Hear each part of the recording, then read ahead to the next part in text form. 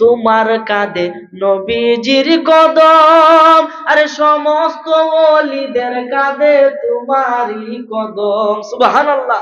আরে প্রমাণ আছে কিতাবেতে ভাই বোনেরা শুনছনি, আরে প্রমাণ আছে কিতাবেতে ভাই বোনেরা শুনছনি, বাগদাদে আসেন গো শুয়ে রাব্বানি, বলেন বাগদাদে আসেন গো শুয়ে।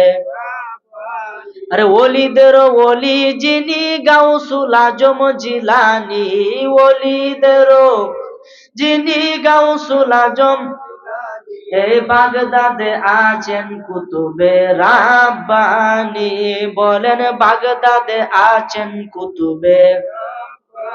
রমজানের ওই প্রথম দিনে তোমার শুভ জন্ম হয়, জন্ম হয়ে দুগ্ধ খাও না, তাতে তোমার রোজা হয়।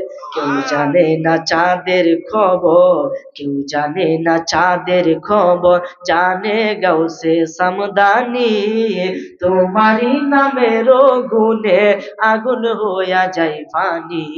হাই বড় পীর আব্দুল কাদের, মা জননী কুরআন পড়ে গর্ভেতে রেখে সন্তান, 18 সিপারা কুরআন মুখস্থ করিয়া যান। সুবহানাল্লাহ বলেন। মাই জানে না ছেলের খবর, মাই জানে না ছেলের খবর, হইয়া গর্ভধারিণী, তোমারই নামের গুণে আগুন হইয়া যাই পানি। আই বড় পীর আব্দুল কাদের আউলিয়ার শিরোমণি, আমার কি আর সাধ্য আছে, আমার কি আর সাধ্য আছে গাইতে পীরের জীবনী। আই বড় পীর আব্দুল কাদের আউলিয়ার শিরোমণি, আই বড় পীর আব্দুল কাদের আউলিয়ার শিরোমণি। জিলান দেশে জন্ম তোমার আউলিয়ার সরদার, তোমার সাথে এই জগতে তুলনা কাহার, দয়ার তুলনা কাহার। তোমার কাছে ধনের পাহাড়, তোমার কাছে ধনের পাহাড়, তোমার কাছে ধনের পাহাড়, তুমি মারফতের খনি। আই বড় পীর আব্দুল কাদের আউলিয়ার শিরোমণি, আই বড় পীর আব্দুল কাদের আউলিয়ার শিরোমণি। শিশুকালে মাদ্রাসাতে কেরামতি দেখিয়া, আলেমগণে বায়াত হইল তোমার হাত ধরিয়া। সুবহানাল্লাহ। মায়ের পেটে তাইকা পীরে, মায়ের পেটে তাইকা পীরে শোনাই তাওহীদের বাণী। আই বড় পীর আব্দুল কাদের আউলিয়ার শিরোমণি, আই বড় পীর আব্দুল কাদের আউলিয়ার শিরোমণি।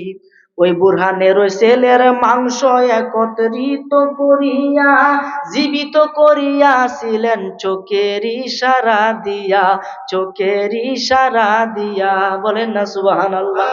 মরা মানুষ জিন্দা হইল, মরা মানুষ জিন্দা হইল তোমার মধুর ডাক শুনি। আই বড় পীর আব্দুল কাদের আউলিয়ার শিরোমণি, আই বড় পীর আব্দুল কাদের আউলিয়ার শিরোমণি। তা করে দেখো না কবরে কি যাইবা না, চিন্তা করে দেখো না কবরে কি যাইবা না। যেই কবরে ঈমান ছাড়া সঙ্গে কিছু যাইবে না, যেই কবরে আমল ছাড়া সঙ্গে কিছু যাইবে না। চিন্তা করে দেখো না কবরে কি যাইবা না, চিন্তা করে কবরে কি। এই দুনিয়ার সবই পর, কবর তোমার আসল ঘর। কেমনে সে ঠাই থাকিবি পরে শুধুই মাটির বিছানা, ওরে কেমনে সে ঠাই রইবি পড়ে শুধুই মাটির বিছানা। চিন্তা করে দেখো না কবরে কি যাইবা না, চিন্তা করে দেখো না। আজান কানে শুনিয়া কেমনে থাকো ঘুমায়া, কবরের আযাবের কথা একটু স্মরণ করো না।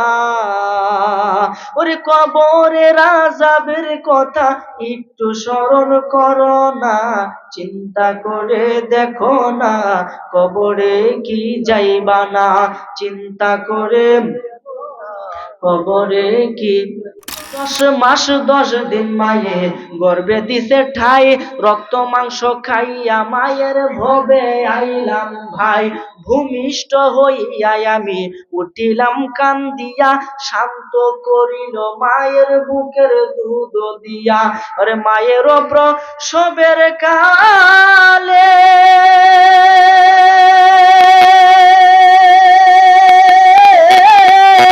বুক বেসে যায় নয়ন জলে রে, ওমা সন্তানের লইয়া কুলে ভুলে প্রসব যন্ত্রণা। দুঃখের দরদি আমার জনম দুঃখী মা, গর্ভধারিণী মা, জনম দুঃখিনী মা। দুঃখের দরদি আমার জনম দুঃখী মা, দুঃখের জনম দুঃখী মা। ল্যাংরায়া তোর খানা খুরা হইলে পড়ে ছেলে, ধুলা যাইরা তবু মায়ে টান দিয়া লই কুলে। পুত্র যদি কুপুত্র হয় মায়ে নাহি ফেলে, হাজার দোষ রাখিয়া গোপন মায়ে তবু ভালে। অদম খলিল ভেবে বলে জান্নাত মায়ের চরণ তলে রে, ও তোরা দেখ বুখারী হাদিস খুলে করছে নবী ঘোষণা। দুঃখের দরদি আমার জনম দুঃখী মা, দুঃখের দরদি আমার জনম দুঃখী মা। কথা বলেন ঠিক কিনা? হাতে পায়ে তেল মাইখা মায় দিল শক্ত করি, প্রস্রাব পায়খানা আমি মায়ের কুলেই করি।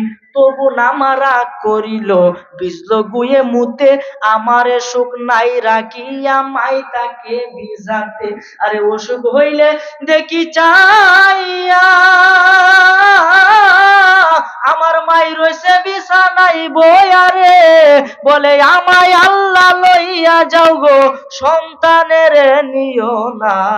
দুঃখের দরদি আমার জনম দুঃখী মা, দুঃখের দরদি আমার জনম দুঃখী মা। কেমন করি আর কার করতে হইছে চিন্তা করছেন? উনি জন্ম হওয়ার পরে 18 পারা কোরআন শরীফ মুখস্থ করে আইছে। উনি কেমন? আব্দুল কাদের জিলানী বাবা, খুব মনোযোগ, আমি আলোচনার ভিতরে ঢুকে যাইতেছি রে বাবা, একটু মনোযোগ নষ্ট করবেন, আপনি আমার কথা বুঝবেন না, সকালে উঠতে গালি দিবেন না। আমি আপনাদেরই সন্তান, কারো ভাই কারো সন্তান, কারো আবার ছোট ভাই কারো বড় ভাই, আমাকে ক্ষমা সুন্দর দৃষ্টিতে দেখবেন। হযরতে আব্দুল কাদের জিলানী, মাহবুবে সুবহানী, কুতুবে রাব্বানী, গাউসে সাকালাইন, গাউসে সামদানি, আল হাসাইনি আল হুসাইনি রহমাতুল্লাহ আলাইহি, উনার বয়স যখন মাত্র 4 থেকে 6 বছর। কয় বছর? 4 থেকে 6 বছর। উনার মা উম্মুল খায়ের, মা ফাতেমা, তারে কায়দা হাতের মধ্যে দিছে, দেয়া বলতেছে যাও বাবা যাও, মক্তবে যাও, গিয়া আমানু হও, ইমানদার হও, নেককার হও, আমলি হও, কোরআন মাজিদ শিক্ষা করো, যাও বাবা যাও, মক্তবে যাও। বলেন না সুবহানাল্লাহ? ছোট বাচ্চারা সকালে উঠে মক্তবে যায় না? মক্তবে কিন্তু ডাহে গতি, দেখছেন? প্রতিদিন কিন্তু মাইকে ডাহে যে মক্তবের ছাত্ররা তোমরা তাড়াতাড়ি আয় পড়ো। কথা কোন ঠিক কিনা? এক রোজার সময় বই রয়েছি বুঝুন, বিহালে ডাকতেছে মক্তবের ছাত্ররা তোমরা গোসল করে তাড়াতাড়ি আসেন। অনেক ছোট বাচ্চা তো অনেক ভাই আপনি শিহানি লাই, কথা বলেন ঠিক কিনা? সবকিছু আপনার ছোট বাচ্চা থেকে তো শিক্ষা করেন। ছোট মানুষ একটা ছোট্ট গাছ ময়লার মধ্যে হয়ে রয়েছে, এটা তো আপনি তুললে একটা ভালো জায়গা লাগান, বলেন গাছটা কি জেতা হইবে না মরে যাবো? জেতা থাকবো। আর যদি গাছটা বড় হয়ে পড়ে, যদি তুললে লয়ে যান, তাহলে কি বাঁচবো না মারা যাবো? মারা যাবো। এই কারণে শুরু থেকে ভালো কিছু শিক্ষা করতে হবে। যদি বড় হয়ে আপনি শিক্ষা দিতে চান, ওই তো ডাইল ভাঙ্গে যাবো, নাহলে মরে যাবো। দূরেরটা একটু কথা বলেন ঠিক কিনা? এই জন্য বাবা আপনার সন্তানকে এখনই শাসন করেন। আপনি আমার পিতা মাতাকে কষ্ট দেন, আপনি পিতা মাতার বৃদ্ধাশ্রমে থইয়া আসেন, আপনি নিজের বিবি লইয়া ঢাকা শহরে বাড়ি করে ওইখানে থাকেন, কিশোরগঞ্জ শহরে থাকেন, এখানে আপনার মা একা একা পড়ে থাকে, নিজের কাজ নিজেকে করতে হয়, মাসে মাসে টাকা পাঠান। বাবা রে, মাসে মাসে টাকা পাঠানির থেকে যদি 3 সন্ধ্যা না খায়া মার খেদমত করতেন, মার কলিজাটা ঠান্ডা হইয়া যাইতো। কথা বলেন ঠিক কিনা? এই জন্য বাবা মাকে ফালাইয়া বৃদ্ধাশ্রমে রাইখা আসবেন, আপনার সন্তানও এই টাইমে আপনাকে বৃদ্ধাশ্রমে রেখে আসবে। আপনার থেকে তো শিক্ষা হয়, বলেন যে আমার বাবা যখন এই বয়সে হয়েছে আমার তো তৈরি লাগবো। কথা বলেন ঠিক কিনা? এই জন্য আব্দুল কাদের জিলানীকে যখন মক্তবের মধ্যে পাঠাইলো, আব্দুল কাদের জিলানী যা হুজুর ডাক দিয়ে কই এদিকে আসো। বাবা তোমার নাম কি? আমার নাম হলো আব্দুল কাদের। তুমি পড়ো আউযু বিল্লাহি মিনাশ শাইতানির রাজিম বিসমিল্লাহির রহমানির রহিম। শিক্ষক এই কথা কইছে, আব্দুল কাদের জিলানী এটা শুনে সে পরে সবকটা কি এটা শুনবো, কিন্তু তিনি না, তিনি আউযু বিল্লাহ বিসমিল্লাহ পড়া আলহামদু সূরা ফাতিহা পড়া শুরু করছে। সূরা ফাতিহা পড়ে শেষ করে নাই, আবার বিসমিল্লাহ পড়ে সূরা বাকারা পড়া শুরু করছে। খুদা এক পারা পড়েলছে, 2 পারা পড়তেছে। শিক্ষক বলতেছে আব্দুল কাদের থামো থামো। আব্দুল কাদের ডাক দিয়া কই হুজুর বাধা দিয়েন না, ভুল হলে কইেন সুবহানাল্লাহ। এক পারা পড়ছে, হুজুর ভুল হয়েছে, কো না ভুল নাই পড়ো। 2 পারা পড়ছে, কোনো ভুল নাই। 3 পারা, 4 পারা, 10 পারা, 15 পারা, 16 পারা, 17 পারা, 18 পারা পর্যন্ত পড়ছে। 18 পারা পর্যন্ত পড়ে বলতেছে হুজুর ভুল হয়েছে নি। সুবহানাল্লাহ। বলতেছে বাবা রে, একটাও ভুল হয় নাই। তুমি কোন মাদ্রাসা থেকে এই পড়াটা পড়ছো? এত সহি শুদ্ধ এত সুন্দর পড়া তো আমি জীবনে শুনি নাই। তুমি কোন মাদ্রাসা থেকে এই পড়াটা পড়ছো? আরে দেখেন, যদি গাছটা ভালো হয় ফলটা তো এমনি ভালো হবে। আব্দুল কাদের জিলানী ডাক দিয়া কই উস্তাদ গো, আমি তো কোনো মাদ্রাসায় পড়ি নাই, আমি কোনো মক্তবে পড়ি নাই, ভার্সিটিতে পড়ি নাই। আমার শিক্ষক হচ্ছে স্বয়ং আমার মা।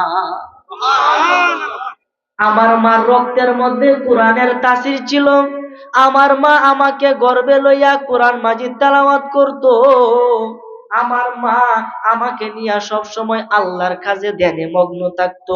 আমি যখন এই দুনিয়ার মধ্যে জন্মগ্রহণ করেছি, ওই দিন ছিল রমজানের প্রথম দিন। ওই দিন আমি মায়ের বুকের দুধ খাই নাই। আমি এই পৃথিবীতে আইসায় রমজানের প্রথম রোজা পালন করছি। একটি জবান বন্ধ রাখিবেন না। বিদায় বেলায় সকলে একবার চিৎকার মেরে বলেন না সুবহানাল্লাহ। কেমন মায়ের সন্তান আব্দুল কাদের। আর আমরা কি ডিজিটাল? সন্তান ফেরত এই কার্টুনটা বহর সিনেমাটা গেছা, সন্তানটা দেখতেছে না শুনতেছে না, সব দেখতেছে শুনতেছে। কেন? আপনার পেটের ভিতরে তো আপনি কি করতেছেন সবকিছু এইভাবে শিখবো। বলেন না সুবহানাল্লাহ। ভালো কাজ করলে ভালো কিছু পাইবেন, খারাপ কাজ করলে আপনার সন্তান খারাপ হইব। যতই তেল মানুষ কুকুরের লেজ কোনদিন সুজি হয়েছে দেখছেন? ওই আব্দুল কাদের জিলানী কেমন মায়ের সন্তান রে দেখেন। হুজুর ডাক দিয়া কয় আব্দুল কাদের তুমি কোথায় থেকে এই সুন্দর পড়া পড়েছ? ডাক দিয়া কয় হুজুর গো, আমি তো কোনো মাদ্রাসা ভার্সিটি ইউনিভার্সিটি পড়ি নাই, আমি আমার মায়ের কাছ থেকে শিখছি। আমি যখন জন্মগ্রহণ করেছি তখন আমার মা আমাকে ডান স্তন আমার মুখে দিয়া 9 পারা কোরআন মাজিদ পড়তো, বাম স্তন মুখে দিয়া 9 পারা কোরআন শরীফ পড়তো। 9 দোকানে কত হইলো? 18 হইলো। আমার মা আমাকে প্রতিদিন কোরআন মাজিদ তেলাওয়াত করে আমাকে ঘুম পাড়াইতো। সুবহানাল্লাহ বলেন। আমি শুনতে শুনতে 18 পারা কোরআন শরীফের হাফেজ হইয়া গেছি। আল্লাহু আকবার বলেন। আরো জোরে বলি ইয়া রাসূলুল্লাহ, উচ্চ আওয়াজে বলি ইয়া ওলি আল্লাহ। আমরা দেশের মারা কেমনে ঘুম পাড়ানির মাসি পিসি মাসির বাড়ি এসো, খাট নাই ফিরি নাই, চোখ পেতে বসো। আচ্ছা, এটা কোনো কথা হইলো? হ্যাঁ, এদের কোনো কথা?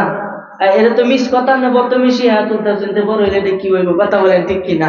এই জন্য মিথ্যা কথা বলা যাবে না। ছোট বাচ্চাকে আপনি আল্লাহর কথা বলবেন, কোরআনের কথা বলবেন, সে আস্তে আস্তে দেখবেন। আচ্ছা, বাবা কি শব্দটা প্রথম সে বলতে পারে?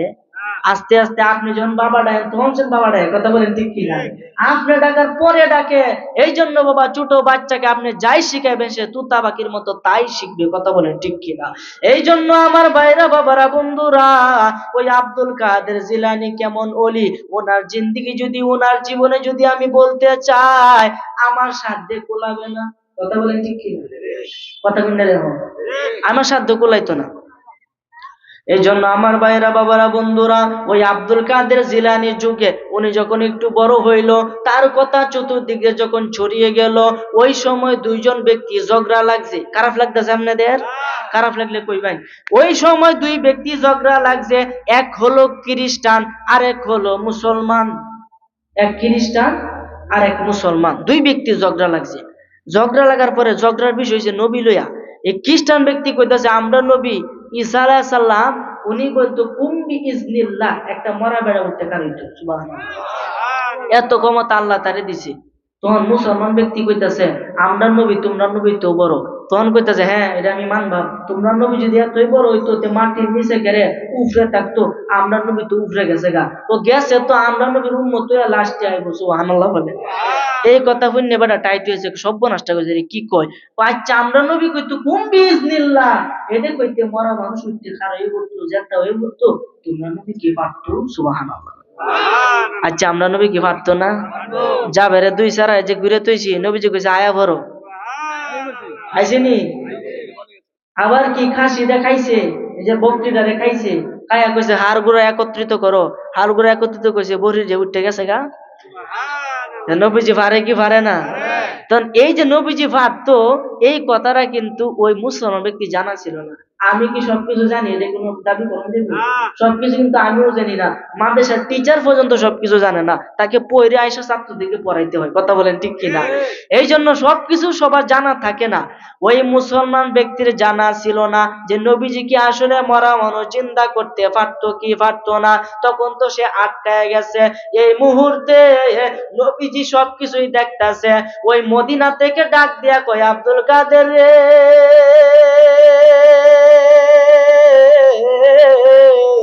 ওই আব্দুল কাদের তাড়াতাড়ি যা গিয়া দেখ ওই উম্মত, ওই নবীর উম্মতের কাছে আমি নবীর উম্মত হায়রা যাইতেছে, তুই তাড়াতাড়ি গিয়া এই সমস্যার সমাধান করে দিয়া। মদিনা থেকে ডাক দিছে, বাগদাদের জমি থেকে শুনছি। কেমন কালেকশন, হ্যাঁ? ওনারাই তো বলি কার করতে কি হয় চিন্তা করেন, বাপ মা ভালো হন তাহলে প্রতি এমনি ভালো হইব, কথা কই ঠিক কিনা? নবীজি শিখায় গেছেন এশার নামাজের পরে, এশার নামাজের পরে তুমি দেখবা বিছানার মধ্যে গিয়া তোমার ছেলে তোমার মেয়ে ঘরে আছে কিনা। নবীজি শিক্ষা দিছে আগে তুমি ঘুমায় থাকো, তোমার ছেলে ওইদিকে বন্ধু বান্ধবের সাথে আড্ডা দিয়ে 2 আঙ্গুলের ব্যবসা করে। করে কি করে না? আগে 3টে ফুলান আমার স্যারের কথা, 3-4টে ফুলান একসাথে হইলে খেলাধুলার গপ করতো, ভালো মন্দ গপ করতো, 2 একটা এক কানে হইলে বিড়ি টান দেয়, কথা কই না কেরে? আরে কথা কই না কেরে? এরকম ছেলে কিন্তু আছে। কেমন? ওই বাবার যে আদর্শ বাবা শিখাইছে, আদর্শ বাবার ভূত হয়েছে এগুলা। আপনারা মনে কিছু নিন না, যে যারা এগুলা করে তোমরা তওবা করো। যদি বাপ মার মনে কষ্ট দাও, আমি এখানে চ্যালেঞ্জ করে বলে গেলাম আপনি কখনোই জান্নাতে যাবেন দূরের কথা, গন্ধও পাবেন, গন্ধ হইতো না রে, কি মনে করবেন আপনি? এই কারণে বাপ মা যতই খারাপ হোক, তাদের যদি অন্যায় কোনো আবদার করে এটা রাখা যাবে না, বাকি সব খেদমত তাদের করতে হবে, যতই খারাপ হোক, কথা বলেন ঠিক কি?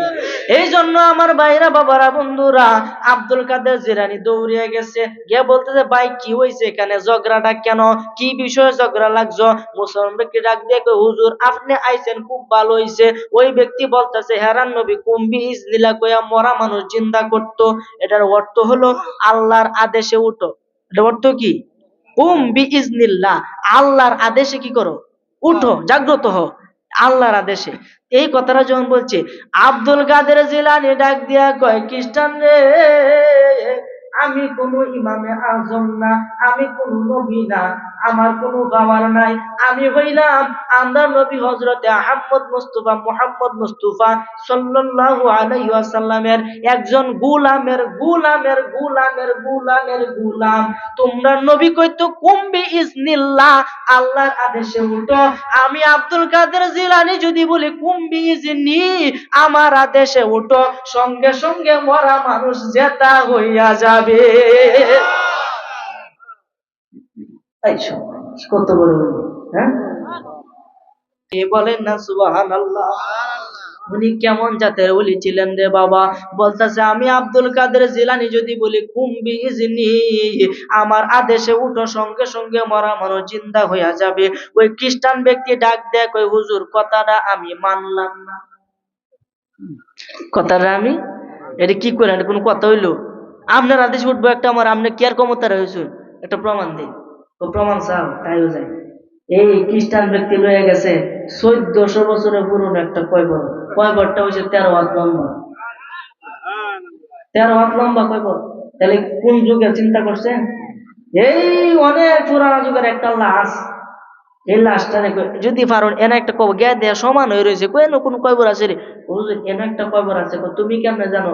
আমার দাদার পর দাদা আমার বাপের তো কয়ে গেছি, আমার বাবে আমার থেকে কইছি, এই কারণে বলছি এখানে একটা কবর আছে। আপনি যদি বেডা হন, এটা তুলে দেখায়, বলেন না সুবহানাল্লাহ। কবরটার মধ্যে ডান হাতটা রাখলো, সুবহানাল্লাহ বলেন। কবরটার মধ্যে ডান হাতটা রাখলো, রাইকা বলতেছে কুম্বি ইজনি, ওই মৃত ব্যক্তি রে, আমি আব্দুল কাদের তোকে আদেশ করলাম তুই উঠতে কারইয়া পড়। সঙ্গে সঙ্গে 13 হাত লম্বা লোক কবর উঠে কারণ এই বেড়া দেখিয়া ধরায় সর্বনাশটা করছে। আমি কার সাথে বেয়াদবি হুজুর, আমার এখনই কালমা পরে মুসলমান বানাই, কয়টা সুবহানাল্লাহ। তখন ওই ব্যক্তি মুসলমান হয়েছে, তখন আব্দুল কাদের জিলানী একটা ফেসো করছে। কি ফেসো?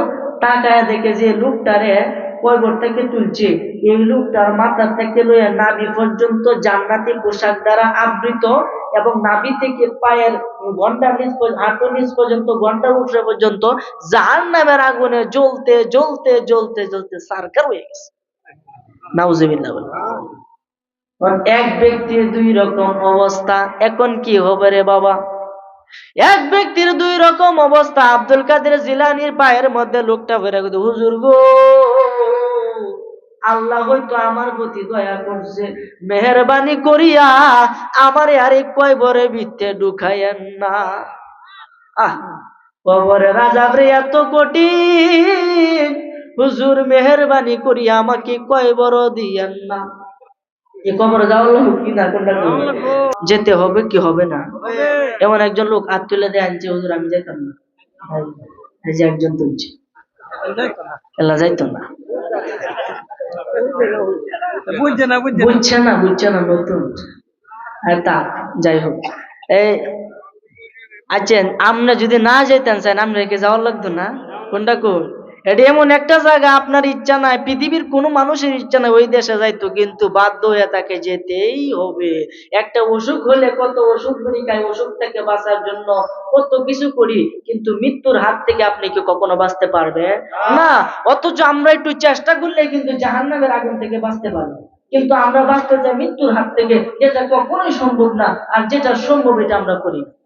আমরা হয়েছে এরকম বাঙালি, কথা বলেন ঠিক কিনা?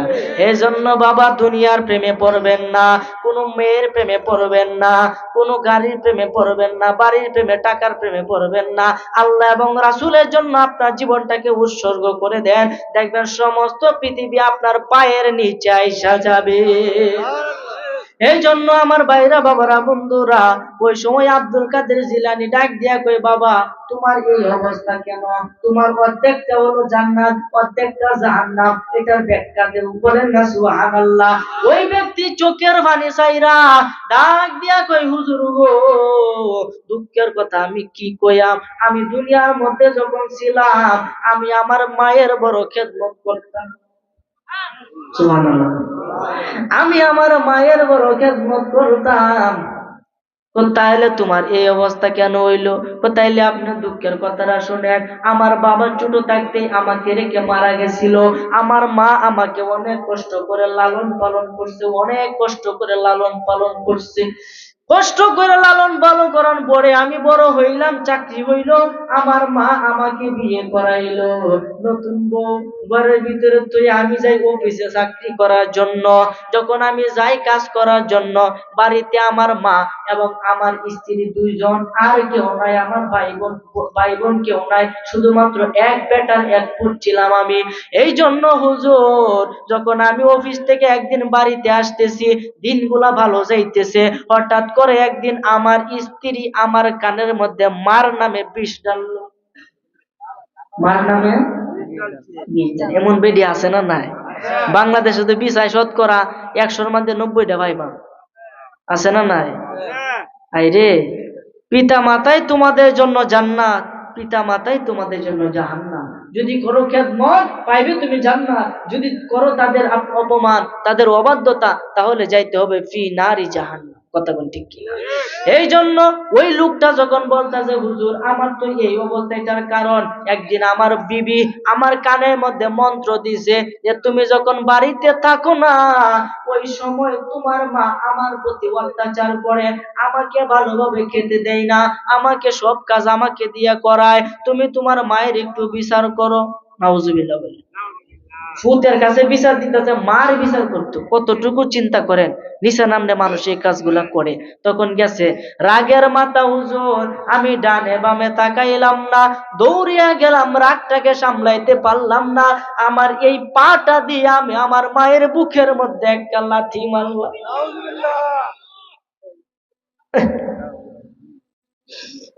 এই পা দিয়ে আমি আমার মায়ের বুকের মধ্যে লাথি মারলাম।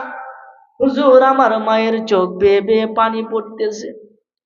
পানি যখন চোখ বেয়ে বেয়ে পড়ে, আর আল্লাহর কাছে কই, আল্লাহ তোমার কাছে বিচার দিলাম, সারাটা জীবন আমি যাকে লালন পালন করলাম, 10 মাস 10 দিন আমি যাকে গর্ভে ধারণ করলাম, করছে কি করছে না, এত কষ্ট আমি সহ্য করলাম, প্রসব বেদনা আমি ভুলে গেলাম, একটু চিৎকার শুনে, বাচ্চার একটু কান্না শুনে আমার প্রসব বেদনা, যে মৃত্যুর যন্ত্রণাটা আমি ভুলে গেলাম। ওই ছেলেকে আমি আমার বুকে জড়াইয়া, আমার বুকের দুধ পান করাইয়া, ওই ছেলেকে আমি বড় মাস্টার বানাইয়া একটা চাকরি করাইয়া দিলাম। এই ছেলের পিছে আমি অনেক খাটানি খাটলাম।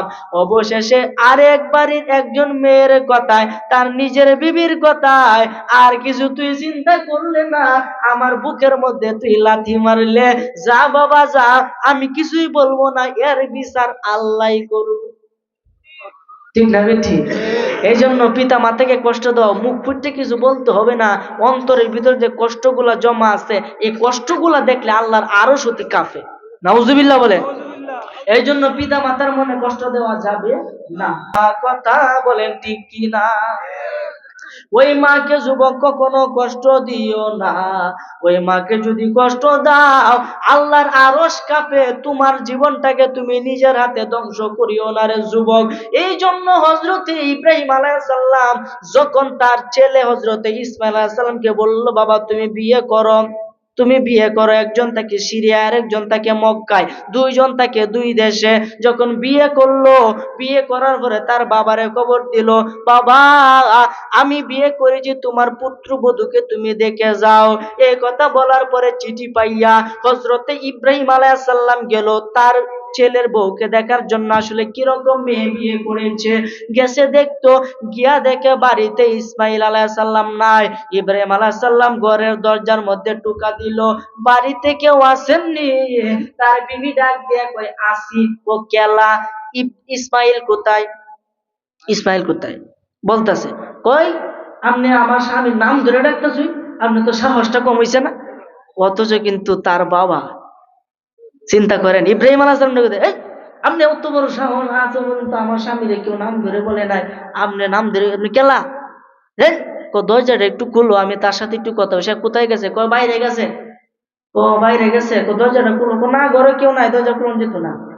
চিন্তা করেন, চিন্তা করেন, আমরা হযরত ইসমাঈল আলাইহিস সালামের নিজের স্ত্রী, ইব্রাহিম আলাইহিস সালাম গেছে দেখতো, তারা দূর দূর করে তাড়ায় দিছে।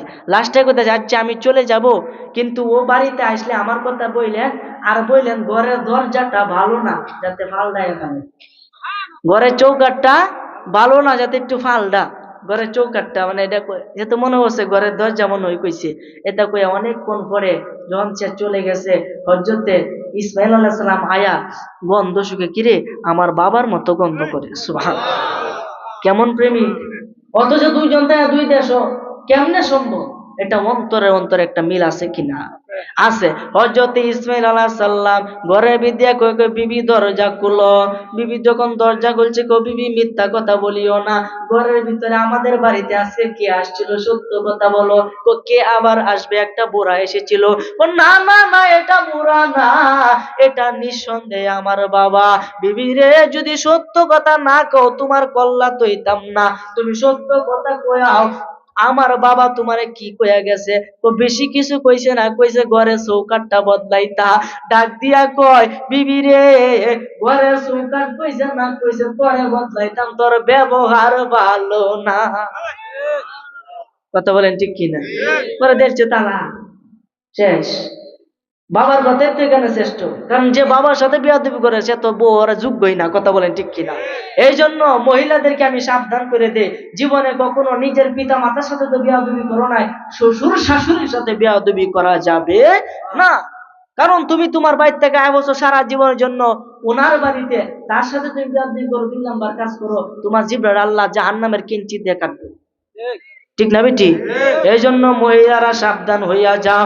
নবীজি বলছেন তোমরা বেশি পরিমাণে জাহান্নামে যাবে, আবার বেশি পরিমাণে জান্নাতেও যাবে। যে করবে ভালো কাজ সে পাবে জান্নাত, যে করবে খারাপ কাজ সে পাবে জাহান্নাম। কথা বলেন ঠিক কি না? এই জন্য আব্দুল কাদের জিলানী যখন ডাক দিয়া কয়, তোমার এই অবস্থা কেন হইল একটু আমাকে বলো। আমি আমার বিবির কথা শুনে মায়ের বুকের মধ্যে পা দিয়ে লাথি মারছিলাম, এই জন্য আজকে আমার এই পায়ের মধ্যে আগুন জ্বলে। আর আমি যে আগে আমার মায়ের খেদমত করতাম, মা আমার জন্য দোয়া করত, এই জন্য আল্লাহ মাথা থেকে নাভি পর্যন্ত জান্নাতি পোশাক দিছে। আর এই ঠ্যাং দিয়ে যখন আমি লাথি দিছি, এই কারণে পুরাটাই জাহান্নামের আগুনে জ্বলে। তার মানে শাস্তি কি পাইতাছে না? পাইতাছে। তখন হুজুর আমারে মেহেরবানি করে আরে কইব আমারে দিন আছে। ও কেরে? ও আমার এর ভিতরে ভীষণ আজা। ও তোমার মায়ের কবর কোনটা? ও আমার পাশেরটায়। ডাক দিয়ে কইছে কুম্বিস নি, তুমি উঠো। উঠছে, উঠতে দিয়ে ছেলের এই অবস্থা। ও বলতেছে, মা দেখো তোমার ছেলে আজকে এই 1450 বছর ধরে, 1700 বছর ধরে আগুনের ভিতরে জ্বলতেছে, তুমি একটু দয়া করে তাই ক্ষমা করে দিও। ডাক দিয়া কই, হুজুর আপনার কাছে মাফও চাই, দোয়াও চাই, আমি যদি মইরেও যাই আমি ছেলেকে ক্ষমা করব না। আব্দুল কাদের জিলানী ডাক দিয়া কই, তুমি তো মইরেই গেছো, আর কি মরবা, তুমি তারে মাফ করে দাও। না হুজুর, আমি তাকে মাফ করব না। তখন আব্দুল কাদের জিলানী তার রুহানিয়ত, তার ভিতরে বেলায়েতের নজর দিয়া ওই ব্যক্তির দিকে তাকাইলো, সঙ্গে সঙ্গে ব্যক্তির পুরাটা দেহের মধ্যে আগুন জ্বলা গেছে। পুরাটা দেহে আগুন। সে চিৎকার করতেছে, মা মা করে চিৎকার করতেছে। আচ্ছা আপনারাই বলেন, সন্তান যতই অপরাধী হোক, যদি মাকে একবার মা করে ডাক দেয়, ভুলটা স্বীকার করে, মা কি কষ্ট দুঃখ মনের ভিতরে রাখে? সবকিছু বইলা ডাক দেয়, কই আল্লাহ আমি আমার মাকে ক্ষমা করে দিলাম, আমি আমার ছেলেকে ক্ষমা করে দিলাম, আল্লাহ তুমিও ক্ষমা করে দেও। সঙ্গে সঙ্গে ছেলে সম্পূর্ণ আগুন নিভা গেল রে ভাই। সুবহানাল্লাহ।